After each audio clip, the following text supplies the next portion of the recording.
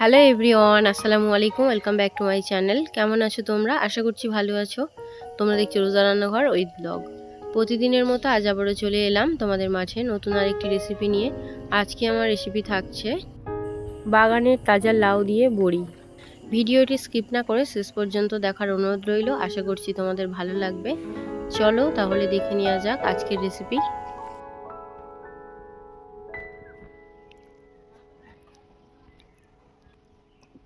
প্রথমে যাব বাগানে লাউ কাটতে। তার জন্য দেখো আমি আর রূপসা বেরিয়ে পড়েছি। রূপসার মাথায় ঝুড়িটা তুলে দিয়েছি। কোথায় যাচ্ছিস রে? বাগানে। কি করতে ঝুড়ি নিয়ে যাচ্ছিস? ভালো মানিয়েছে, খুব সুন্দর লাগছে।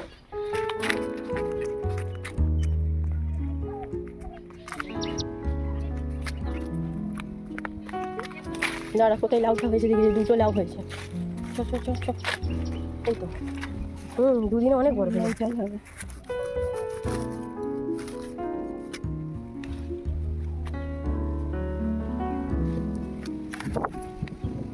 চ, লাউটা বেশ ভালোই বড় হয়েছে।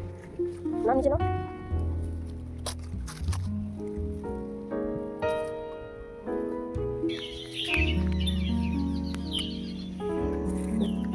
ওটা কত ভিজে আছে।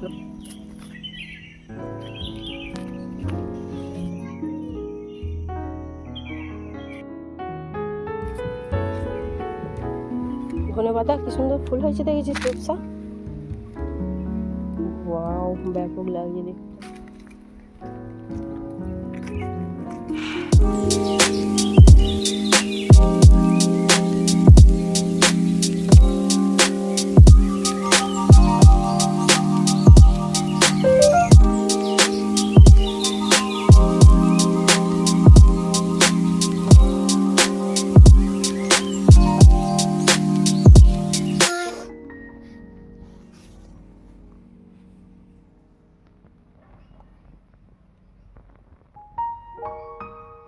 আজকে বানাবো লাউ দিয়ে বড়ি দিয়ে তরকারি। এদিকে মশলাগুলোও নিয়ে নিয়েছি। আলু দুটো দেব না, একটা আলু দেব। প্রথমে লাউটা কেটে নেব।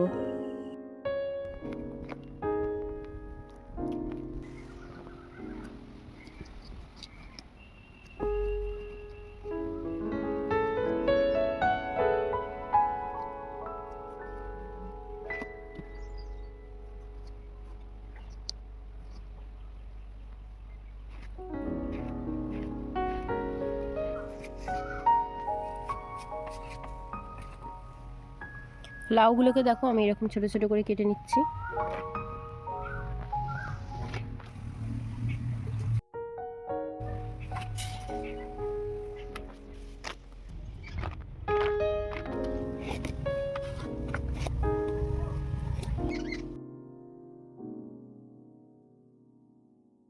লাউ কাটা হয়ে গিয়েছে, এবারে একটা ছোট আলু কেটে নেব।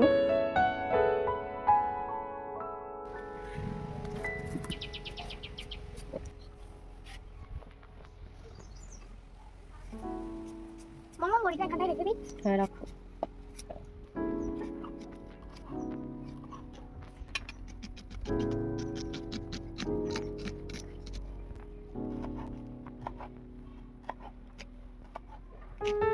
তোর কি চাট বানানো হলো? আরেকটু বাকি আছে।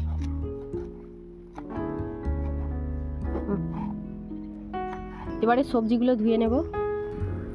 উনুনটা জ্বালিয়ে নিয়েছি, এবারে কড়াটা বসিয়ে দেব। এবারে বড়িটা ভেজে নেব, তার জন্য অল্প একটু সরিষার তেল দিয়ে দিচ্ছি।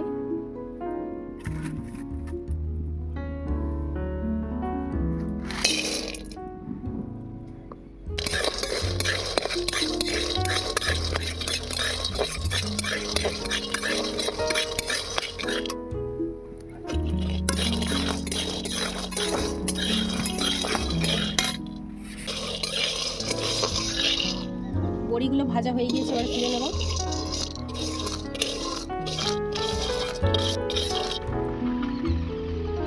এবারে তরকারিটা বানিয়ে নেব, তার জন্য দিয়ে দিলাম সরিষার তেল।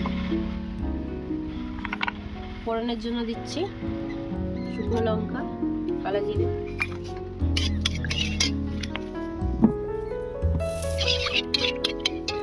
ফোড়নটা ভাজা হয়ে গিয়েছে, এবারে দিয়ে পেঁয়াজ কুচি।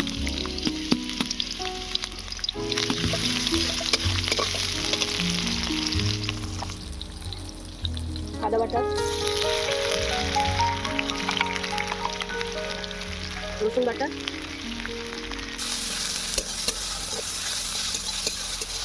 একটু লাল লাল করে ভেজে নেবো।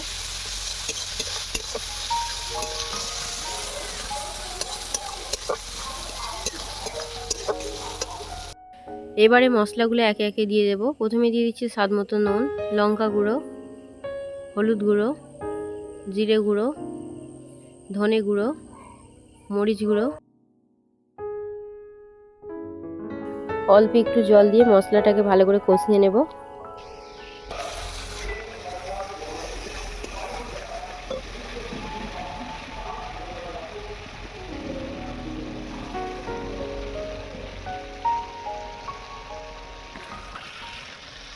মশলা ভালো করে কষিয়ে নিয়েছি। এবারে দিয়ে দিচ্ছি ধুয়ে রাখা আলু, লাউ দিয়ে দিচ্ছি। এবারে ভালো করে কষিয়ে নেব।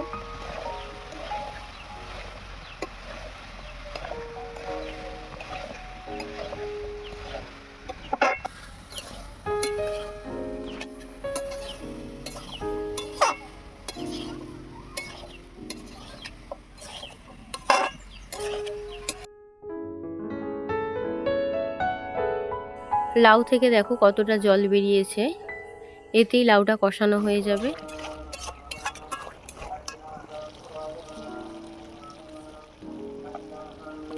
অর্ধেকটা বড়ি আমি আধ ভাঙা করে নিয়েছি, আর অর্ধেকটা বড়ি গোটা দেবো।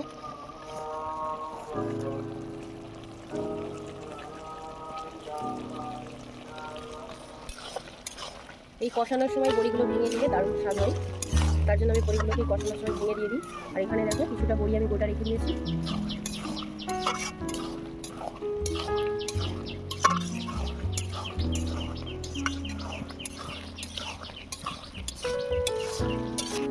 এবারে গোটা বড়িগুলো দিয়ে আবারও ভালো করে কষিয়ে নেব।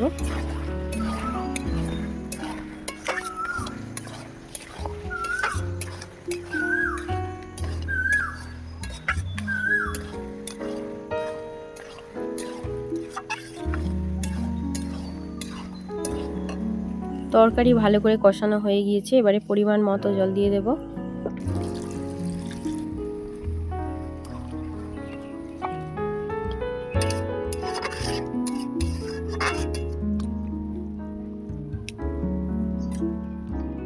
এবারে ঢাকা দিয়ে সেদ্ধ করতে দেবো।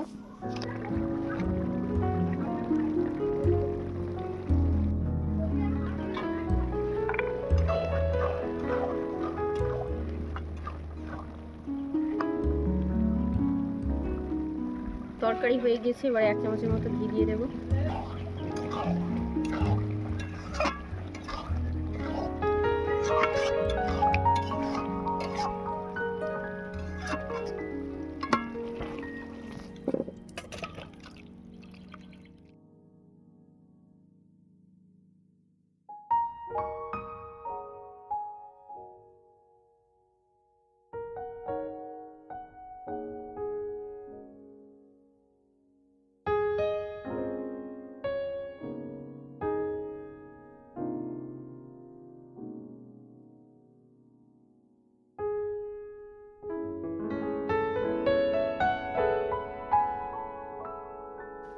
আমার আজকের রেসিপি তোমাদের কেমন লেগেছে অবশ্যই কমেন্টে জানাবে। যদি ভালো লেগে থাকে লাইক, কমেন্ট, শেয়ার করো। দেখা হচ্ছে আবারও নেক্সট অন্য কোনো রেসিপির সাথে। ভালো থেকো, সুস্থ থেকো, পরিবারের খেয়াল রেখো। বাই, আল্লাহ হাফেজ।